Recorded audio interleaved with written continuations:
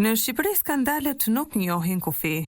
Teksa Altin Hajri, një nga emrat e njohur të botës së krimit në Shijak, është në kërkim nga SPAK për një sër ngjarjesh kriminale, qeveria ka gjetur një mënyrë tjetër për t'u treguar bujare. I ka dhënë gruas së tij leje për ndërtimin e një pallati 18 katësh në Durrës.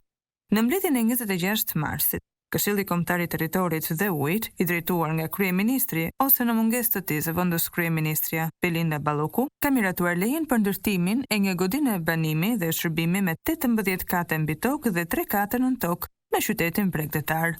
Projekti zhvillues është firma Pjeza 2022, e cila rezulton të jetë në pronësi të Valentina Hajrit, bashkëshorte së Altin Hajrit.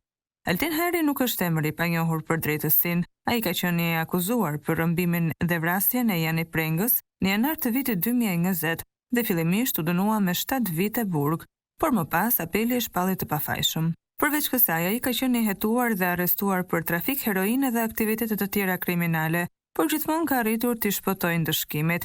Sipas raportimeve mediatike, Hajri dyshohet se është mbrojtur nga ish-deputeti i Partisë Socialiste Ergys Shyrbia, i cili madje edhe e ka strehuar në shtëpinë e tij gjatë kohës që kërkohej nga policia. Ndërkohë, në janar të këtij viti, firma e bashkëshortes së tij, Pjeza 2022, pezulloi aktivitetin e saj pa afat të përcaktuar. Megjithatë, 2 muaj më vonë, KKT-ja miratoi një leje ndërtimi për një pallat shumë katësh për të njëjtën kompani, pavarësisht se pronari i saj rezulton të jetë në kërkim nga drejtësia. Nga sekuestrimet tek favorizimet, resorti i njohur Golden, i lidhur me Hajrin, u sekuestrua nga OFL, por më pas gjykata e hoqi sekuestrën duke ia kthyer familjes së tij. Emri i tij është përmendur shpesh në raportet e policisë dhe SPAK-ut, por pavarësisht kësaj, qeveria vijon të lejojë zhvillimin e biznesit të familjes së tij.